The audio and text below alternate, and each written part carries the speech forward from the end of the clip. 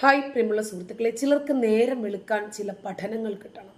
അവനവൻ്റെ തൊടയിൽ നുള്ളിയാലേ ചിലർക്ക് അനുഭവം കിട്ടും. ആരൊക്കെ എന്തൊക്കെ തന്നെ പറഞ്ഞാലും ചില ആളുകൾ ചെന്നു വീഴും. എത്ര ആരൊക്കെ പറഞ്ഞു കേട്ടാലും അനുഭവസ്ഥര് പറഞ്ഞാലും പഠിക്കില്ല. അവരനുഭവിച്ചാലേ പഠിക്കൂ. ഞാനും ഏതാണ്ട് അതേ കാറ്റഗറി തന്നെയാണ് കേട്ടോ. എത്ര ചെയ്യരുത് എന്ന് വിചാരിച്ചാലും ചില കാര്യങ്ങൾ കാണുകയും കേൾക്കുകയും ഒക്കെ ചെയ്യുമ്പോൾ അവരുടെ കണ്ണീരിൽ വീണുപോകും, സഹായിച്ചു പോകും. പിന്നീട് അവരിൽ നിന്ന് തന്നെ ശരിക്കും തിരിച്ചും കിട്ടും. അതും വാങ്ങിച്ച് കരഞ്ഞുകൊണ്ടിരിക്കും. എന്നാൽ അടുത്ത തവണ വീഴാതിരിക്കുമോ? പിന്നെയും വീഴും. അത് ഓരോരുത്തരുടെ നേച്ചറായിരിക്കുമെന്ന് തോന്നുന്നു. ശരി, എന്തോ ആവട്ടെ. മാലിദ്വീപിലെ മുഹമ്മദ് മൊയ്സു ഇന്ത്യയെ അപമാനിച്ചു, പരിഹസിച്ചു, നിന്ദിച്ച് സംസാരിച്ചു, വിമർശിച്ചു. ഒടുവിൽ ലക്ഷദ്വീപിൽ ചെന്നിട്ട് നരേന്ദ്രമോദി ഒരു ചെറിയ പിക്ചർ ഇട്ടു. അതോടുകൂടി മാലിദ്വീപിനെ വിനോദസഞ്ചാരികളായി ഇന്ത്യക്കാരങ്ങ് വെറുത്തു. വലിയൊരു വിഭാഗം മാലിക്ക് വരുമാനം ലഭിച്ചിരുന്നത് ഇന്ത്യയിലെ വിനോദസഞ്ചാരികളുടേതായിരുന്നു. ശരി, നമ്മളെ ആക്ഷേപിക്കുകയും നമ്മളെ കളിയാക്കുകയും പരിഹസിക്കുകയും ഒക്കെ ചെയ്തതല്ലേ. നമ്മുടെ പണം കൊണ്ട് അങ്ങനെ നിങ്ങൾ, ടൂറിസ്റ്റിൻ്റെ പണം കൊണ്ട് അങ്ങനെ നിങ്ങൾ കൊഴുക്കണ്ടെന്ന് മോദി തീരുമാനിച്ചു. പിന്നീട് ലക്ഷദ്വീപിന് ചാകരയാണ്. അങ്ങനെ വന്നപ്പോൾ ചൈനയോട് സഹായം തേടി, ചൈനയല്ലേ സമയമായപ്പോൾ തന്ത്രപൂർവ്വം പറഞ്ഞതങ്ങ് മറന്നു, 8ന്റെ പണി കൊടുത്തു. അങ്ങനെ മുഹമ്മദ് മൊയ്സുവിനെതിരായി മാലിയിലെ മുഴുവൻ ജനങ്ങളും, സർവോപരി പ്രതിപക്ഷം. അപ്പോൾ ഉണ്ടായ കളങ്കം എങ്ങനെ തിരുത്താം എന്നറിയാതെ മാലി മൊയ്സു വല്ലാതെ പണിപ്പെട്ട് ഒടുവിൽ പലവരും ഇന്ത്യയിലേക്ക് വിളിച്ചു. ഞങ്ങൾക്ക് അവിടെ സന്ദർശിക്കാൻ താല്പര്യമുണ്ടെന്ന് പറഞ്ഞു. അപ്പോഴൊക്കെ നരേന്ദ്രമോദി പറഞ്ഞു, ഞങ്ങൾക്ക് ഒരു ആർഷഭാരത സംസ്കാരത്തിൻ്റെതായിട്ടുള്ള രീതിയുണ്ട്. വെളുത്ത പല്ലും പുറമേക്ക് ചിരിച്ച് അകമേക്ക് അണപ്പല്ല് കടിച്ച് ഞെരിക്കുകയും ചെയ്യുന്ന കൾച്ചർ ഞങ്ങൾക്ക് തീരെയില്ല. ഉള്ളതെന്തോ അത് പ്രകടമാകും. തൽക്കാലം വേണ്ട. പലതവണ ചോദിച്ചപ്പോൾ ഒരു രാജ്യത്തിൻ്റെ പ്രധാനമന്ത്രിയല്ലേ, ശരി എന്നാ വന്നോട്ടെ. അങ്ങനെ മാലിയിലെ മൊയ്സുവും ഭാര്യയും ഒക്കെ കൂടി ഇന്ത്യ സന്ദർശിച്ചു. പരിഭവങ്ങളും പിണക്കങ്ങളും ഒക്കെ പറഞ്ഞു തീർത്ത് അവർ പോയി.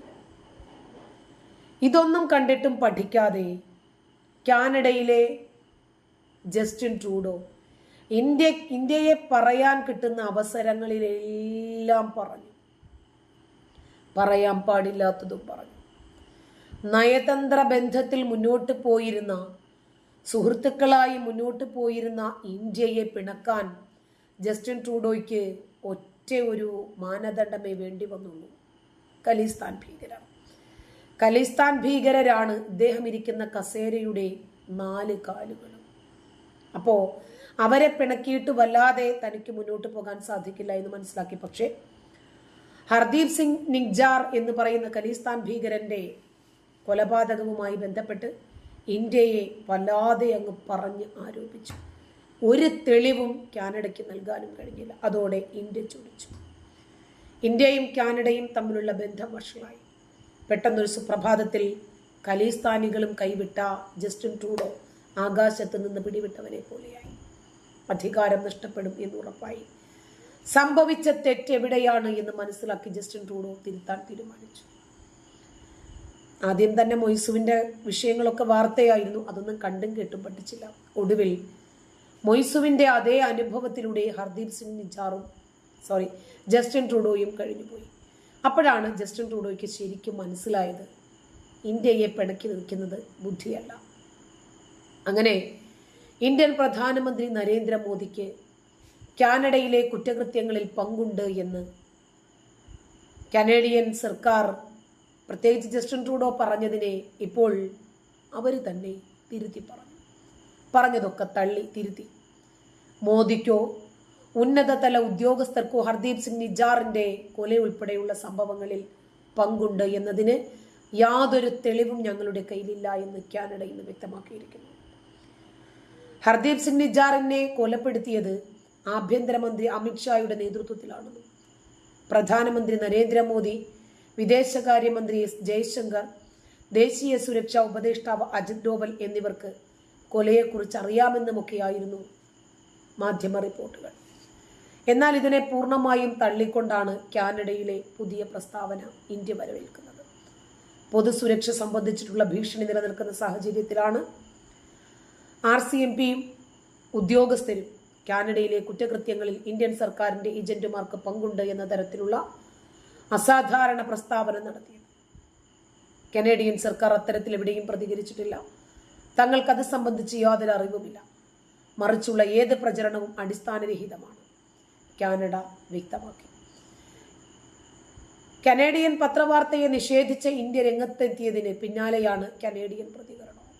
അതിരൂക്ഷമായ ഭാഷയിലാണ് കനേഡിയൻ പത്രവാർത്തയ്ക്കെതിരെ ഇന്ത്യ പ്രതികരിച്ചത്. നയതന്ത്ര ബന്ധം കൂടുതൽ വഷളാകാൻ ഇത് കാരണമാകുമെന്ന് ഇന്ത്യ ചൂണ്ടിക്കാണിച്ചു. സാധാരണ നിലയിൽ പത്രവാർത്തകളിൽ ഞങ്ങൾ പ്രതികരിക്കാറില്ല. എന്നാലും സർക്കാർ സ്രോതസ്സിനെ ഉദ്ധരിച്ചുകൊണ്ടുള്ള ഇത്തരം പരിഹാസ്യമായ പ്രസ്താവനകൾ അർഹിക്കുന്ന അവജ്ഞയോടെ തള്ളിക്കളയേണ്ടതാണ്. വിദേശകാര്യ മന്ത്രാലയ വക്താവ് രൺധീർ ജയ്സ്വാൾ പറഞ്ഞു, ഇതിനകം തന്നെ വഷളായ ഇന്ത്യ കാനഡ നയതന്ത്ര ബന്ധം കൂടുതൽ തകർച്ചയിലേക്ക് പോകാൻ ഇത്തരത്തിലെ അപവാദ പ്രചരണങ്ങൾ കാരണമാകുമെന്ന് ജയ്സ്വാൾ മുന്നറിയിപ്പ് നൽകുകയും ചെയ്തു. ഖലിസ്ഥാൻ നേതാവ് ഹർദീപ് സിംഗ് നിജാറിനെ കൊലപ്പെടുത്തിയതിൽ ഇന്ത്യക്ക് പങ്കുണ്ട് എന്ന വാർത്തകൾ US മാധ്യമങ്ങൾക്ക് തങ്ങൾ നൽകിയതായി Canada national security intelligence adviser Nathalie ഡ്രൂയിനും വിദേശകാര്യ ഉപമന്ത്രി ഡേവിഡ് മോറിസണും കനേഡിയൻ പാർലമെന്റിൽ അടുത്തിടെ തുറന്ന് സമ്മതിക്കുകയും ചെയ്തിരുന്നു. അമേരിക്കൻ മാധ്യമത്തിൽ ഇന്ത്യ കാനഡ നയതന്ത്ര ബന്ധത്തിലുള്ള പ്രശ്നങ്ങൾ സംബന്ധിച്ച് കാനഡയുടെ കാഴ്ചപ്പാട് അവതരിപ്പിക്കാൻ ലക്ഷ്യം വെച്ചിട്ടായിരുന്നു നീക്കമെന്നാണ് ഉദ്യോഗസ്ഥർ വിശദീകരിച്ചത്. അതേസമയം ഹർദീപ് സിംഗ് നിജാറിന്റെ കൊലപാതകത്തിൽ തങ്ങൾക്ക് യാതൊരു പങ്കുമില്ല എന്ന് ഇന്ത്യ നിരന്തരം പറയുകയും മറിച്ചുള്ള പ്രചരണങ്ങൾ തീർത്തും അസംബന്ധമാണ് എന്ന് വ്യക്തമാക്കുകയും ചെയ്തിരുന്നു. വിഷയത്തിൽ ഇന്ത്യക്കെതിരായ കാനഡയുടെ പ്രതികരണങ്ങൾ രാഷ്ട്രീയ പ്രേരിതമാണ് എന്നും ഇന്ത്യ വിമർശിച്ചിരുന്നു. ഇതിനെ നമുക്ക് തൽക്കാലം മാജിക് ഓഫ് ട്രംപ് എന്ന് വിളിക്കാം.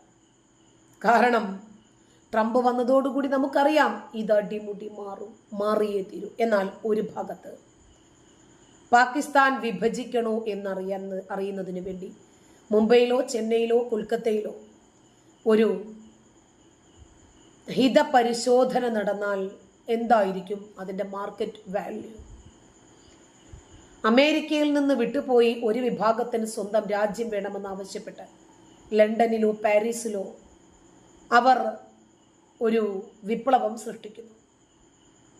ഒരു പ്രതിഷേധം നടത്താൻ സാധിക്കും. ഇന്ത്യയെ വിഭജിച്ച് ഖലിസ്ഥാൻ എന്ന സ്വന്തം രാജ്യം സിഖുകാർക്ക് വേണമെന്ന് ആവശ്യപ്പെട്ട ലോകത്തിന്റെ വിവിധ ഭാഗങ്ങളിൽ പല രൂപത്തിലുള്ള പ്രതിഷേധങ്ങൾ നടന്നു കഴിഞ്ഞു. അതിൻ്റെ ഏറ്റവും ഒടുവിലത്തേതാണ് കഴിഞ്ഞ ദിവസം ന്യൂസിലാൻഡിലെ ഓക്ലൻഡിൽ നടന്നത്. ഓക്ലൻഡിലെ അയോട്ടിയ സ്ക്വയറിലാണ് ഒരു സ്വതന്ത്ര സിഖ് മാതൃരാജ്യമായ ഖലിസ്ഥാൻ സൃഷ്ടിക്കുന്നതിന് വേണ്ടി വാദിച്ചുകൊണ്ട് 6 for Justice സിഖുകാരുണ്ടല്ലോ 4 Justice SFJ എന്നാണ് അവരുടെ സംഘടനയുടെ പേര്.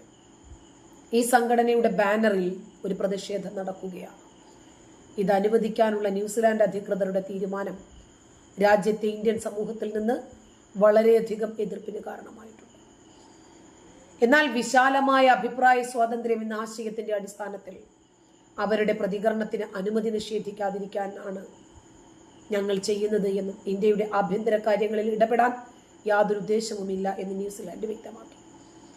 പക്ഷെ ഇതൊരു ഒറ്റപ്പെട്ട സംഭവമല്ല. ഇന്ത്യയിൽ നിരോധിക്കപ്പെട്ട സംഘടനയാണ് 6 for Justice. ഇവർ നേരത്തെ കാനഡയിലും UK യിലും ഓസ്ട്രേലിയയിലും ഒക്കെ ഖലിസ്ഥാൻ പ്രതിഷേധങ്ങൾ സംഘടിപ്പിച്ചിട്ടുണ്ട്. വലിയ രീതിയിൽ പണം ഒഴുക്കാൻ ഇവർക്ക് കഴിയുന്നുണ്ട്. മുൻ ഇന്ത്യൻ പ്രധാനമന്ത്രി ഇന്ദിരാഗാന്ധിയുടെ വരെ ജീവനെടുത്ത ഖലിസ്ഥാൻ ഭീകരവാദത്തെ ഒരുപാട് കഷ്ടപ്പെട്ടാണ് ഇന്ത്യ അടിച്ചമർത്തിയത്. ഇപ്പോൾ കാനഡ കേന്ദ്രീകരിച്ച് നവ ഖലിസ്ഥാൻ വാദം ഉയരുന്നു. പക്ഷെ അത്തരത്തിലുള്ള ഇന്ത്യ വിരുദ്ധത പ്രകടിപ്പിക്കുന്ന പല ഭീകരവാദികളും ഒന്നിനു പുറകെ ഒന്നായി ലോകത്തിന്റെ വിവിധ ഭാഗങ്ങളിൽ വെച്ച് തലതെറിക്കുന്നു. ഇപ്പോൾ അതിനൊക്കെ ലോകം സാക്ഷിയാണ്. ഇന്ത്യൻ രഹസ്യാന്വേഷണ ഏജൻസിയായ റോയാണ് ഇതിന് പിന്നിലെന്ന് കാനഡ ആരോപിക്കുന്നുണ്ട്. ആ ആരോപണമാണ് ഇപ്പോൾ പിൻവലിച്ചിരിക്കുന്നത്. ഇതിന്റെ പേരിലായിരുന്നു ഇന്ത്യ കാനഡ ബന്ധം പോലും വഷളായത്. എന്നിട്ടും ലോകത്തിന്റെ വിവിധ ഭാഗങ്ങളിലേക്ക് ഖലിസ്ഥാൻ വികാരം പടർത്താൻ സൈബർ ഭിന്ദ്രൻവാലകൾക്ക് കഴിഞ്ഞിട്ടുണ്ട്. കാനഡയിൽ ഒരു തട്ടൊരുങ്ങുകയാണ് നവ ഖലിസ്ഥാനികളെ വരവേൽക്കുന്നതിന് വേണ്ടി. എന്ത് വില കൊടുത്തും അതിനെ ചെറുത്ത് നിൽക്കാനുള്ള ശ്രമത്തിലാണ് ഇന്ത്യ. 80കളുടെ തുടക്കത്തിലൊക്കെ പത്രങ്ങളുടെ തലക്കെട്ട് മിക്കവാറും പഞ്ചാബിലെ ഭീകരവാദത്തിന്റെ ഫലമായിട്ടുണ്ടായ കൊലകളായിരുന്നു. ഭിന്ദ്രൻവാലയുടെ നേതൃത്വത്തിൽ പാക് പിന്തുണയുള്ള ഖലിസ്ഥാൻ തീവ്രവാദവും ഓപ്പറേഷൻ ബ്ലൂ സ്റ്റാറും ഇന്ദിരാഗാന്ധിയുടെ വധവും തുടർന്നുണ്ടായ സിഖ് വിരുദ്ധ കലാപവും ഒക്കെ രാജ്യം ഏറെ ചർച്ച ചെയ്തതാണ്. അതിനുശേഷം 90കളിൽ KPS ഗിൽ DGP ആയതോടുകൂടി സൈനിക സഹായത്തോടുകൂടി രാജ്യം പഞ്ചാബിൽ നിന്ന് ഭീകരവാദത്തെ തുടച്ചു നീക്കി. പിന്നീട് അങ്ങോട്ട് പഞ്ചാബ് സാമ്പത്തികമായും വളർന്നു. പിന്നീടുള്ള 3 ദശകങ്ങൾ പഞ്ചാബിന് സമാധാനത്തിന്റെ കാലമായിരുന്നു. പക്ഷേ കഴിഞ്ഞ കുറച്ചു കാലമായി കാനഡ കേന്ദ്രീകരിച്ച് നവ ഖലിസ്ഥാൻ വാദം വളരുകയാണ്. അതിന്റെ തുടർച്ചയാണ് ഈ പ്രതിഷേധങ്ങളൊക്കെ തന്നെ. ലോകത്തിലെ 5ാമത്തെ ഏറ്റവും വലിയ മതമാണ് സിഖ് മതം. ഇന്ത്യൻ സ്വാതന്ത്ര്യ സമരത്തിൽ അടക്കം വലിയ പങ്ക് വഹിച്ചവരാണ് സിഖ് ജനത. പക്ഷേ അതുപോലെ തന്നെ മതപരമായ ദൃഢതയും അവർക്കുണ്ട്. ലോകത്തിലെ ഏറ്റവും കൂടുതൽ കുടിയേറുന്ന ജനത മലയാളികളാണെന്നാണ് പൊതുവെ പറയുന്നത്. പക്ഷേ മലയാളികളുടെയൊക്കെ മുകളിലാണ് സത്യത്തിൽ സിഖുകാർ. കാനഡയിലും UK-യിലും ഓസ്ട്രേലിയയിലും തൊട്ട് ലോകത്തിന്റെ വിവിധ ഭാഗങ്ങളിൽ അവർ ഇന്നുണ്ട്. 8 ലക്ഷത്തോളം സിഖുകാർ കാനഡയിലുണ്ടെന്നാണ് കണക്ക്. 4 കോടി ജനസംഖ്യയുള്ള കാനഡയിൽ 18 ലക്ഷത്തോളം പേർ ഇന്ത്യക്കാരാണ്. അതിൽ 8 ലക്ഷം എന്നത് ഒരു ചെറിയ സംഖ്യയല്ല. 70കളിൽ ട്രക്ക് ഡ്രൈവർമാരായി എത്തിയവരുടെ കുടുംബങ്ങളൊക്കെ വലിയ രീതിയിൽ ഇന്ന് സാമ്പത്തികമായി പുരോഗമിച്ചു കഴിഞ്ഞു. പുതിയ തലമുറ സത്യത്തിൽ കനേഡിയൻസുമായി രൂപാന്തരം പ്രാപിക്കുകയാണ് വേണ്ടത്. പക്ഷെ അവിടെയാണ് മതത്തിന്റെ ഒരു വികാരം കിടക്കുന്നത്. എത്ര മോഡേണായി വളരുന്ന കുട്ടിയിലും മതത്തിന്റെ സ്വത്വബോധം കുത്തിവെക്കാൻ പാരമ്പര്യ അധ്യാപനങ്ങൾ കൊണ്ട് സാധിക്കുന്നുണ്ട്. അതുകൊണ്ടാണ് നമ്മൾ മദ്രസ അധ്യാപനത്തെ തീർത്തും എതിർക്കുന്നത്. പിന്നീട് ഇന്ത്യയിൽ നിന്ന് ഖലിസ്ഥാൻ ഭീകരത ഏതാണ്ട് തുടച്ചു നീക്കപ്പെട്ട അതേ സാഹചര്യത്തിൽ കാനഡയും ശാന്തമായിരുന്നു. പക്ഷേ ഇപ്പോൾ കഴിഞ്ഞ കുറച്ചു കാലമായി പഞ്ചാബിൽ നിന്ന് വരുന്ന വാർത്തകൾ ആശങ്കയുണ്ടാക്കുന്നതാണ്. പുതിയ ഖലിസ്ഥാൻവാദികളായ ഒരുപാട് ചെറുപ്പക്കാർ അവിടെ നിന്ന് വരുന്നുണ്ട്. അക്രമത്തിന്റെയും ഡ്രഗ്സിന്റെയും താവളമായി പഞ്ചാബ് മാറുന്നു. ഇതിലൊക്കെ ചെറുതല്ലാത്ത ഒരു പങ്ക് കാനഡയിൽ നിന്നുണ്ടെന്നാണ് ഇന്ത്യൻ രഹസ്യാന്വേഷണ ഏജൻസികൾക്ക് നേരത്തെ തെളിവ് കിട്ടിയത്. മറ്റൊരു രീതിയിൽ പറഞ്ഞാൽ ഖലിസ്ഥാൻ തീവ്രവാദത്തിന്റെ സാമ്പത്തിക നാഡി കാനഡയിലാണ്. ഒറ്റയ്ക്ക് ഭൂരിപക്ഷമില്ലാത്ത ജസ്റ്റിൻ ട്രൂഡോയുടെ സർക്കാരിനെ പോലെ ഇപ്പോൾ സിഖ് ഗ്രൂപ്പുകൾ നിയന്ത്രിക്കുന്ന അവസ്ഥയാണ്. കാനഡയിൽ നേരത്തെ ഉണ്ടായിരുന്ന ഒരു പാർട്ടിയെ പോലും നവ ഖലിസ്ഥാനികൾ പർച്ചേസ് ചെയ്തു കഴിഞ്ഞു.